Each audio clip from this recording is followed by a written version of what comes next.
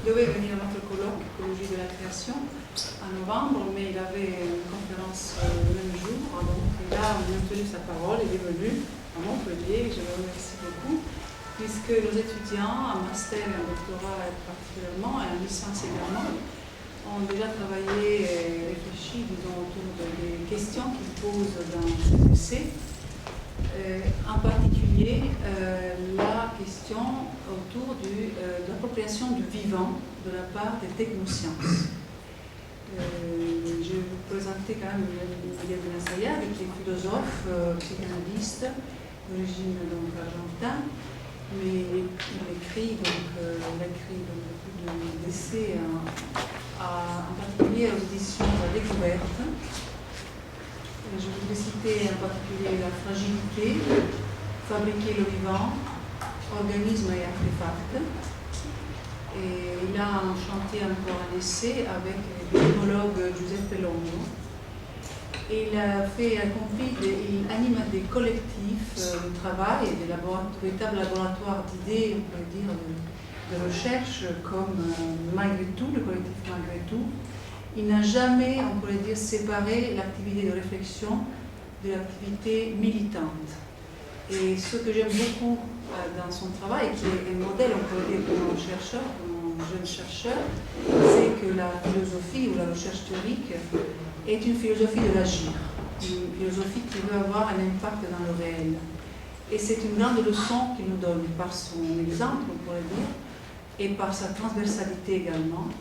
Il nous donne cet exemple important pour le chercheur de vouloir, par sa réflexion, avoir une volonté d'action dans le réel. Ce réel qui nous échappe, qui échappe à toute modélisation. Et c'est pour cela qu'on a invité aujourd'hui Miguel Benassayag pour nous parler de l'appropriation du vivant et de ses recherches actuelles. Merci. Mon travail actuel se trouve dans une interface entre la biologie et l'épistémologie. On travaille sur exactement la question de la modélisation du vivant. Cette digitalisation du monde, vous savez qu'aujourd'hui, dans n'importe quelle activité humaine, ce qu'on appelle le monde n'est pas autre chose, comme dirait Schopenhauer. Alors là maintenant c'est vrai que sa représentation, mais sa représentation à travers des modèles, c'est-à-dire que les mondes, ce sont les modèles du monde, les modèles digitales du monde. Et dans la biologie, ceci pose quand même pas mal de problèmes, de questionnements. Et donc, voilà, je travaille surtout avec ce mathématicien Giuseppe Longo, qui est de Polytechnique et l'École normale supérieure.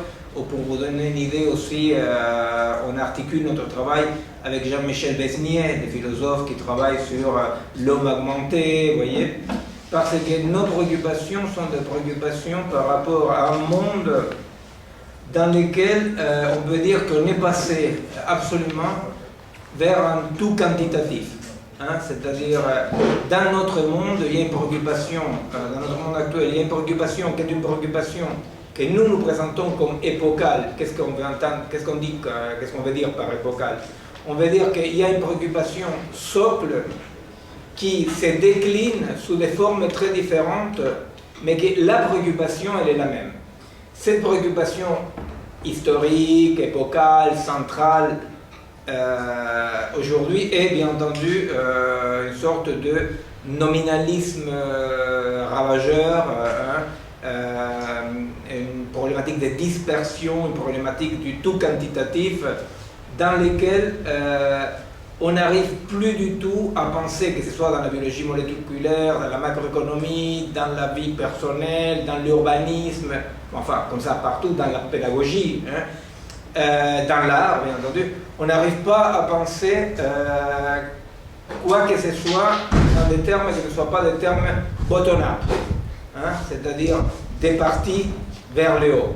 C'est-à-dire qu'aujourd'hui, on peut dire, je parle de façon un peu caricaturale pour faire une introduction, mais la caricature n'est que dans les raccourcis, mais pas dans ce que je vous dis, parce que ce que je vous dis, effectivement, c'est quelque chose que nous connaissons tous, c'est ça la problématique. Non? Notre monde paraît, après la grande crise de l'épistémologie de 1900, n'est-ce pas, la déconstruction, l'éclatement des formes classiques, hein, la grande crise de 1900 qui, en 20 ans de temps, déconstruit la physique, les mathématiques, l'historicité, la science de l'histoire, l'art, la linguistique, n'est-ce pas? C'est-à-dire qu'à partir de 1900, la grande crise, la problématique épocale centrale est quelle possibilité de penser l'unité, qui implique donc des termes top-down, ou de hiérarchie, ou de qualité, n'est-ce pas? Quelle possibilité de penser l'unité face à cette dispersion du tout quantitatif. Alors, effectivement, bon, comment on ne se connaît pas, je sais pas, c'est pour ça aussi que peut-être c'est pour moi, ça me semble que ce sont des thèmes que tout le monde connaît, donc j'avance, mais s'il y a des choses qui vraiment sont un peu mal dites ou pas claires, n'hésitez pas à m'interrompre. Ça me dérange, mais ça me met en rage, ça vraiment m'indispose, mais bon, vous pouvez m'interrompre. Et alors donc, effectivement, comment se pose cette problématique là dans mon terrain de travail, et où est-ce qu'on peut faire la jonction, où est-ce qu'on peut voir son caractère de socle, son caractère épocal commun aux autres activités. Bon.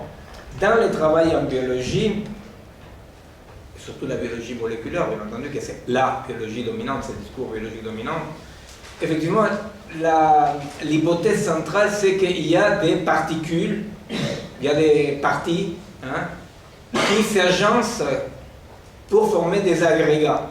C'est le terme bottom-up, d'en bas vers le haut. Donc, il s'avère qu'en biologie, par exemple, aujourd'hui, on ne peut plus définir qu'est-ce qu'est la vie.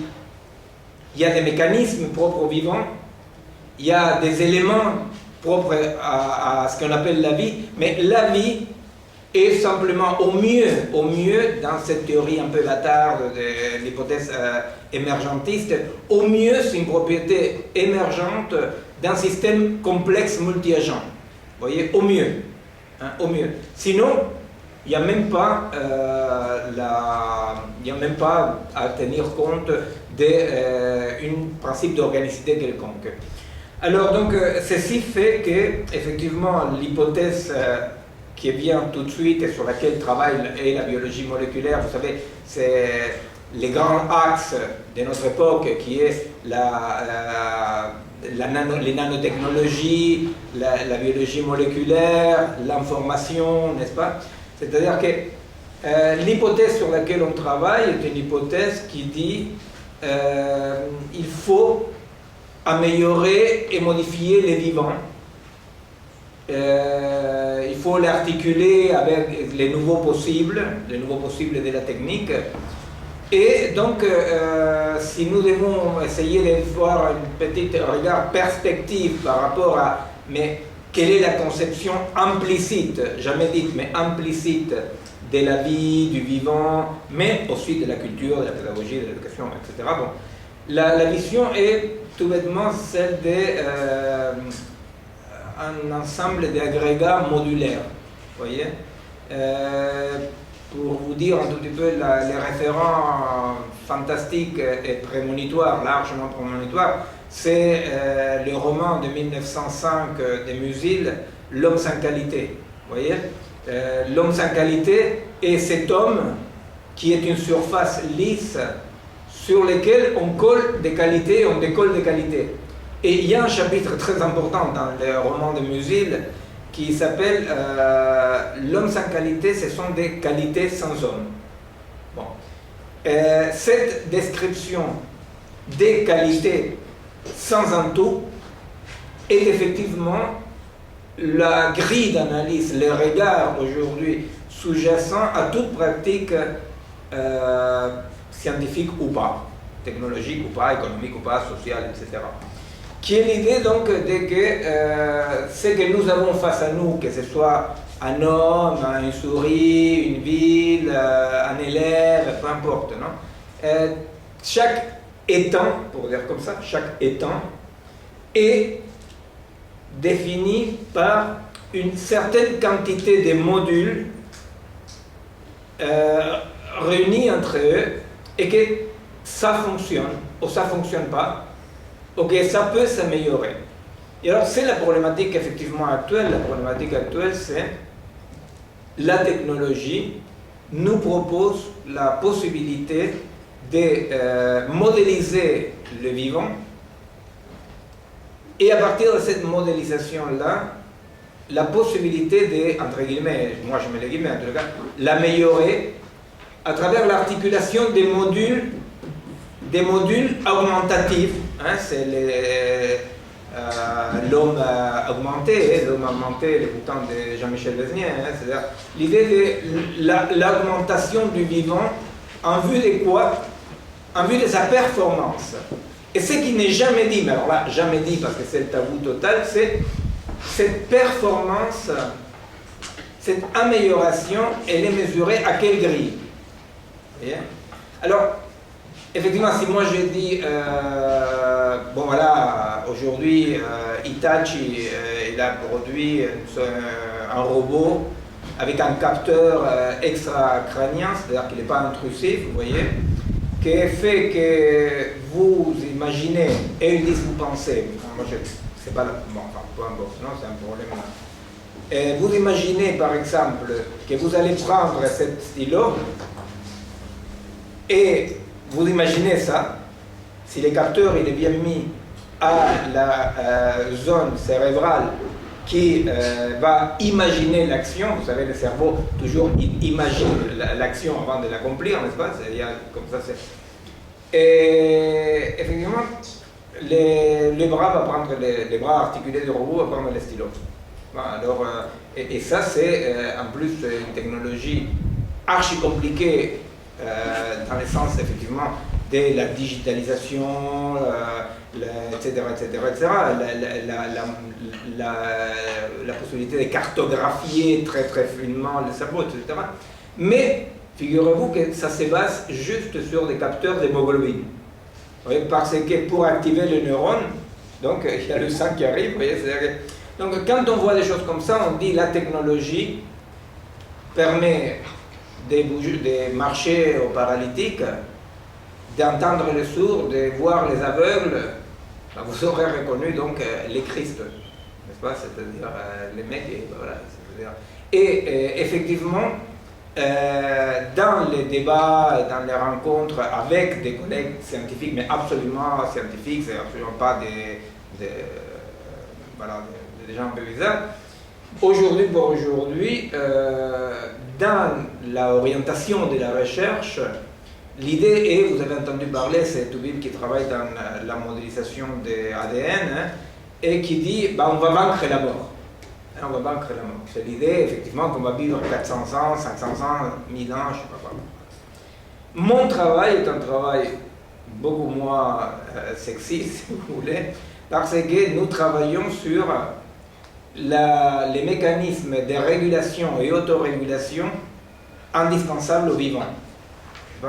Alors donc, effectivement, vous imaginez, je me souviens, il y a eu une conférence TEDx il y a de ça un an. Vous savez, ces conférences un peu de pop philosophie dans lesquelles moi j'y vais, c'est un peu honteux, mais j'y vais parfois quand on m'invite.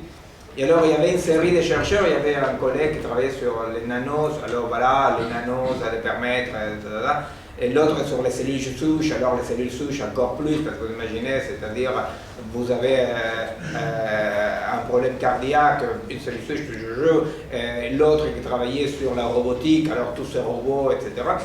Et le dernier qui avait parlé avant moi, c'était là le collègue qui a manqué, je ne me souviens pas du nom, ça va revenir, qui disait, il regarde comme ça l'auditoire, et c'était à l'Olympia à Paris, c'était un peu pop philosophique. Quoi. Et alors il regarde l'auditoire, il avait, je ne sais pas, 1000 personnes, il doit avoir à l'Olympia facilement. Il dit, parmi vous, il dit, il y a au moins 400 qui vont vivre 1000 ans. Vous imaginez le silence dans la salle. Et il dit, il y en a qui ne vont pas mourir. Alors les gars, ils étaient là, il y a une tombola, c'est moi, vous imaginez. Et alors, bon, après, il a raconté effectivement que grâce à la modification de l'ADN, on pouvait identifier les gènes qui s'occupent, bien entendu, de la dégénérescence et qu'on peut donc révertir, etc. Il a raconté tout ça. Les autres s'en foutaient, effectivement. Ils attendaient la tombola, juste. Non, et j'arrive, moi. Alors, ils avaient eu la gentillesse de me donner à moi 3 fois plus de temps que les autres, mais c'était une blague, quoi. Parce que j'arrive, j'ai dit, bon, vous avez, dans l'évolution des espèces, du vivant, il y a eu un comportement adapté qui était très très performant, qui est indispensable à la vie, qui est la mort. Parce qu'effectivement, les premiers êtres vivants, non, très simples, ne mouraient pas. Et ça, c'était un peu emmerdant, quoi, parce que c'est-à-dire, effectivement, il n'y avait pas une diversification, transmission, coévolution, vous voyez, donc ça fragilisait beaucoup. Et aussitôt, voilà, il y a eu une mutation qui a permis que certains crèvent, toutes les espèces, ils ont dit, j'achète. C'est fantastique, on va tous mourir, parce qu'effectivement, ils disent... ça permet une très bonne régulation, en plus d'une sorte d'adaptation, vous voyez, et acquisition par variabilité des comportements qui permet, bon voilà. Donc effectivement, la mort est un comportement acquis, fondamental. Alors, vous imaginez les autres qui venaient d'entendre la montée toute l'après-midi de comment on allait être tout puissant et les derniers qui disent qu'on ne va pas mourir. Bon. Effectivement, la problématique actuelle de notre monde est que cette vision quantitative, purement quantitative de l'étang, de ce qui est, de tout ce qui est, qui s'associe avec la vision modulaire je peux ajouter donc quantitativement des modules sans arrêt, comme les applications pour un téléphone portable. Est-ce que tu as l'application, je ne sais pas quoi?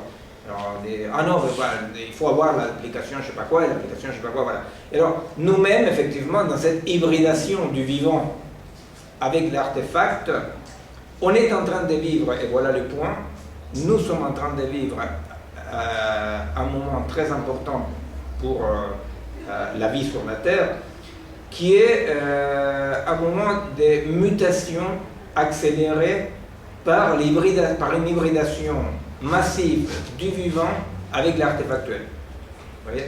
C'est-à-dire qu'on est dans un moment dans lequel l'hybridation est massive et à tous les étages.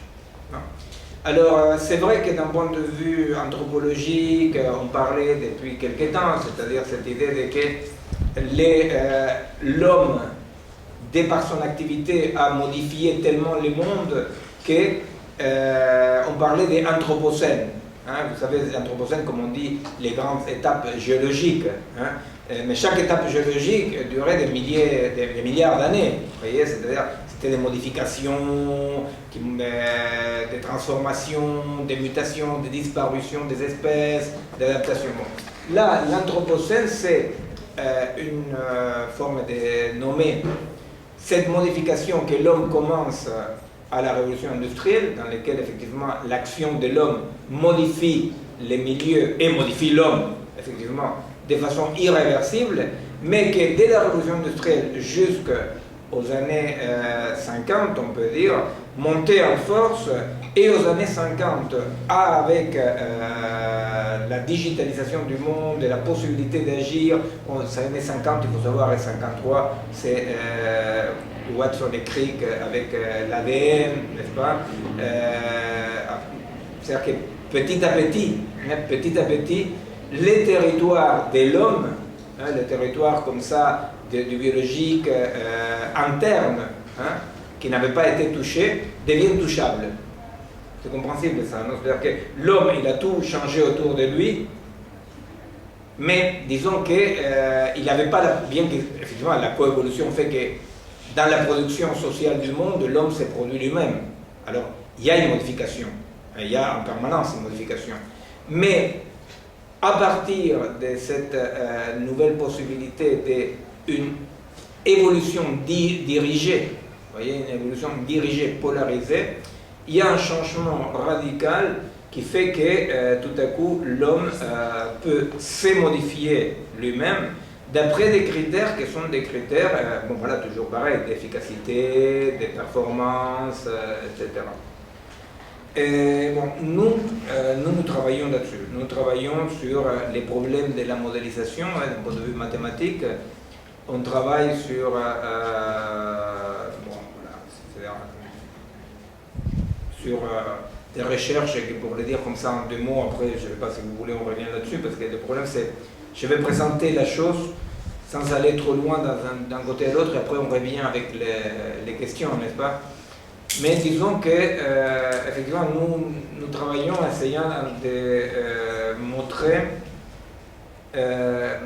comment, si vous voulez, dans l'évolution orientée, hein, c'est ce qui se passe aujourd'hui, non, dans l'évolution orientée, on est en train d'abandonner le principe qui fut toujours le principe absolu de la vie, qui est le principe de la variabilité et de la modification par transmission. Vous voyez, pour le dire d'une autre façon, la nature elle a toujours agi, mais carrément agi de façon opposée à ce qui pense aujourd'hui un biologiste moléculaire qui essaye d'orienter une évolution. Pourquoi? Parce que la nature, elle a toujours produit, bon, vous savez, 99% des espèces sont mortes, sont disparues.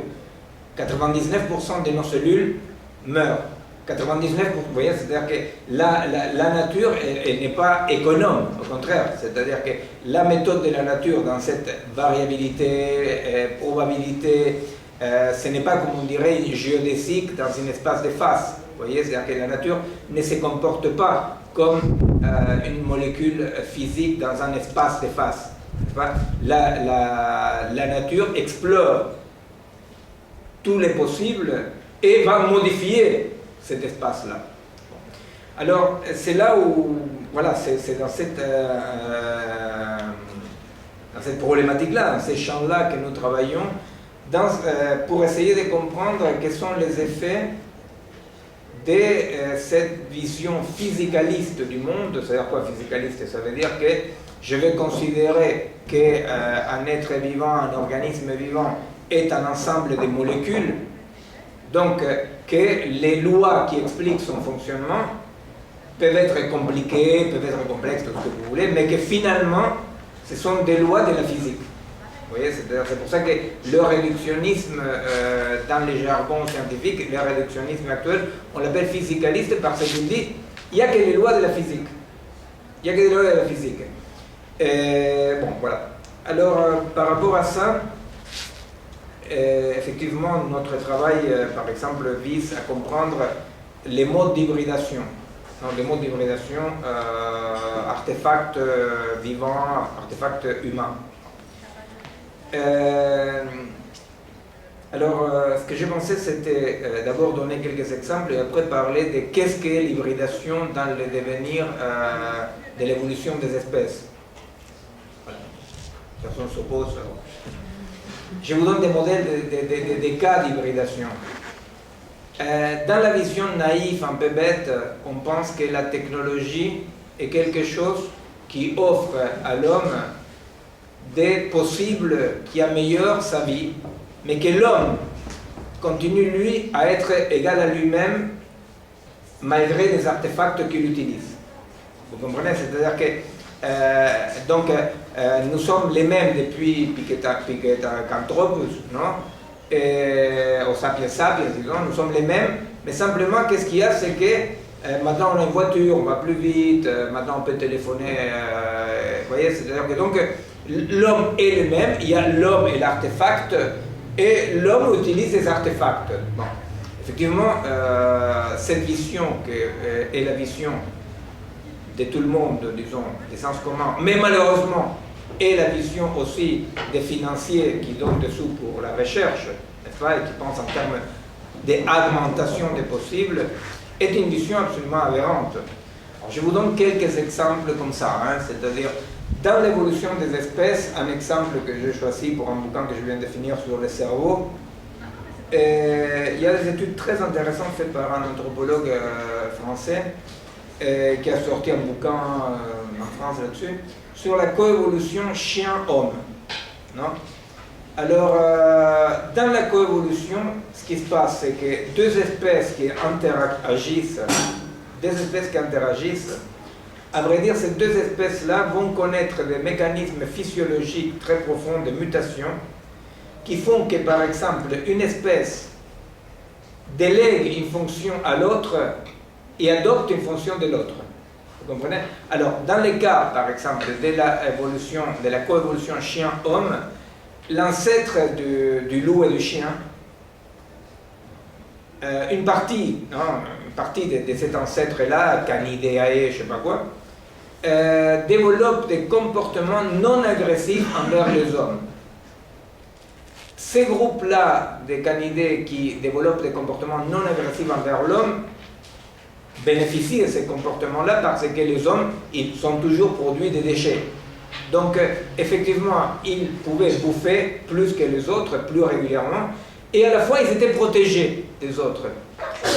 Alors, dans cette cohabitation, qu'est-ce qui va se passer? Il va se passer que l'homme va déléguer la fonction olfactive, par exemple, et de certains niveaux auditifs vers les chiens, et les chiens, il va déléguer des fonctions d'attention visuelle, etc., vers l'homme. Et on voit comment les centres cérébraux qui s'occupaient de ça, ils vont les uns s'atrophier et développer les autres. Vous comprenez? Or, une des conséquences est que la diminution du centre de l'olfaction a permis un développement morphologique chez l'homme lié à la possibilité de la parole. Vous comprenez? Donc, c'est clair là la question de la coévolution, c'est-à-dire qu'il y a une délégation des fonctions. Cette délégation des fonctions fait que l'autre s'occupe de ça, donc moi, petit à petit, je ne m'occupe plus de ça. Alors, soit il y a un recyclage de la zone en question pour autre chose, n'est-ce pas? Ça libère, ça libère la zone qui est colonisée par une autre fonction. Si c'est compréhensible ce que je suis en train de dire ou pas? C'est-à-dire que la zone libérée est colonisée par une autre fonction. Et à la fois, cette autre fonction implique des modifications morphologiques. Parmi les modifications morphologiques, fait que quand je parle, vous voyez le chien. Vous comprenez?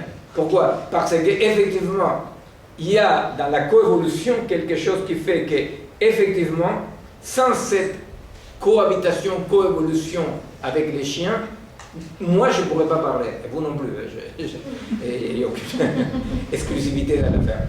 Alors, donc, ce que je suis en train de dire, c'est que par les deux mécanismes de recyclage et délégation de fonctions, quand deux espèces cohabitent de façon très intime, il y a un moment dans lequel il n'y a plus les deux espèces.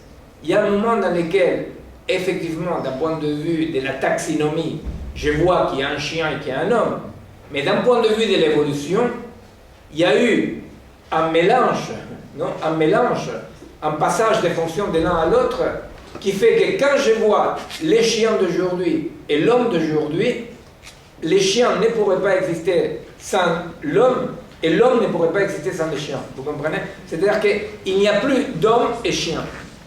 Tous les deux sont témoins, y compris bien entendu génétique, parce que la sélection fait aussi une sélection génétique, par contrainte. L'évolution par contrainte fait qu'il y a une évolution génétique aussi qui correspond à ça. Alors donc, effectivement, ça veut dire que ce qui co-évolue se confond, se mélange et change tout. La même chose, exactement la même chose, arrive avec la technique. Alors nous avons fait quelques études un peu bêtes, comme ça, mais bon, enfin, on n'a pas tant de sous que ceux qui promettent l'immortalité. C'est drôle parce que, vous imaginez, les pauvres curés de la paroisse à côté de l'Olympia, ils promettent l'immortalité depuis 2000 ans, et tout le monde s'en fout. Et il y a celui-ci qui promet l'immortalité, mais il est chercheur en ADN, et tout le monde est là ravi. Bon. Enfin, donc effectivement, nous avons fait quelques recherches, et alors donc par exemple, des recherches simples pour montrer la hybridation, qui est une hybridation physiologique sans besoin d'être anatomique. Hein? Vous comprenez? C'est-à-dire qu'il n'y a pas besoin que les phénotypes changent. Alors, tout bêtement, les portables, les téléphones portables, ou les GPS, pourquoi je vous raconte pour les portables, les GPS. On fait un groupe témoin des chauffeurs de taxi à Londres et un groupe témoin des chauffeurs de taxi à Paris. Que tous les deux commencent à conduire pendant 3 ans. Un conduit avec les GPS depuis le départ et l'autre conduit sans GPS. Les groupes qui conduisent avec GPS, au bout de 3 ans, les noyaux sous-corticaux qui s'occupent de la cartographie et du repérage temporo-spatial sont atrophiés. C'est-à-dire que les mecs ils pissent dans l'armoire, vous voyez, c'est-à-dire il est paumé parce qu'effectivement, il ne peut pas cartographier temporo-spatialement son territoire. Cartographier, ça signifie que tu t'inclus dans la cartographie.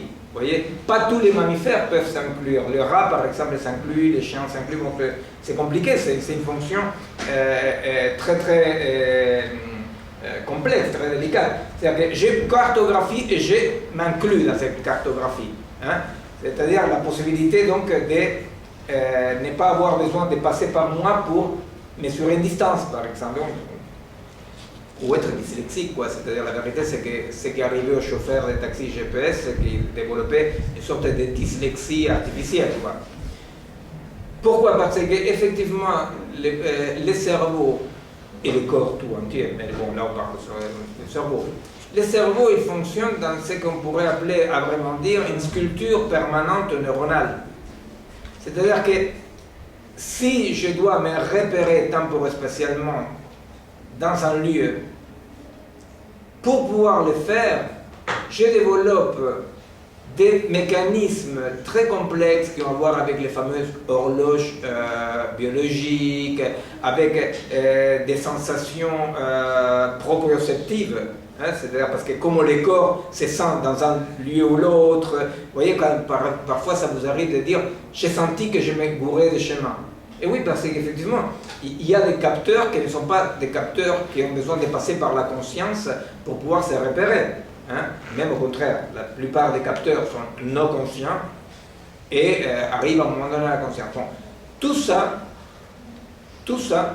si je ne le développe pas, parce que c'est ça la blague de la plasticité cérébrale, parce que quand on a découvert la plasticité cérébrale, vous vous rappelez, même les plus jeunes, parce que c'est quand même quelque chose que ça fait 20 ans qu'on a découvert la plasticité cérébrale. Tout le monde a dit youpi, le cerveau peut se développer, même Pépé il peut faire de nouvelles connexions, etc. Si, mais la plasticité cérébrale, ça veut dire aussi que si tu t'en sers pas, ça s'atrophie. Vous comprenez? C'est-à-dire que la plasticité cérébrale, ça veut dire que si youpi, si tu travailles, si tu étudies, si tu bouges, si tu penses des trucs complexes, si, tu développes et des neurones mûrs, et tu développes de nouvelles connexions, et tu développes des neurones, etc., jusqu'à ta mort de vieux, c'est sûr. Mais si tu regardes TF1, tu as un GPS et tu passes ton temps vers des jeux électroniques, bah, la plasticité cérébrale, elle agit aussi, tu deviens con. Alors donc, la coévolution, ça veut dire quoi dans ces cas-là? C'est-à-dire que ce n'est pas que j'ai un GPS et donc je suis, moi, Miguelito, augmenté par un GPS. Vous comprenez? La coévolution fait que les GPS, je délègue chez les GPS mes fonctions de repérage temporo-spatial, et les GPS, qu'est-ce qu'ils me donnent les GPS? Ben, les GPS, ils me donnent, il est gentil lui, il me donne un fonctionnement de ce qu'on appelle des circuits courts feedback qui fonctionnent en on-off, droite-gauche, à droite, à gauche. Bon. Les chauffeurs de taxi londoniens, eux, ils continuaient effectivement, à pouvoir, on les foutait dans un quartier qu'ils ne connaissaient pas, etc. Ben, les mecs, d'une façon ou d'une autre, ça doit être plus ou moins par là, vous comprenez? Ça doit être plus ou moins par là. Pourquoi? Parce que, bon, effectivement, plus la difficulté augmente, plus les noyaux qui s'occupent de ça se développent. Bon.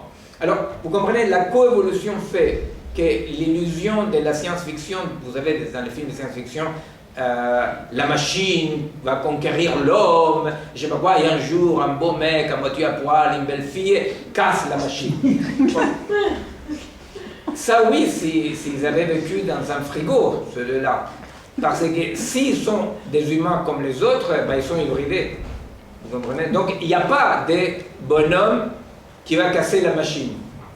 Il n'y a pas de bonhomme qui va casser la machine parce que c'est comme dire je suis un humain, pas des chiens chez moi. Et ben, tu vois, c'est-à-dire si tu es un humain, c'est parce que tu es hybridé avec les chiens. Et alors, si tu es un bonhomme et une bonne femme d'aujourd'hui, des moins de 40 ans, eh ben, tu es hybridé.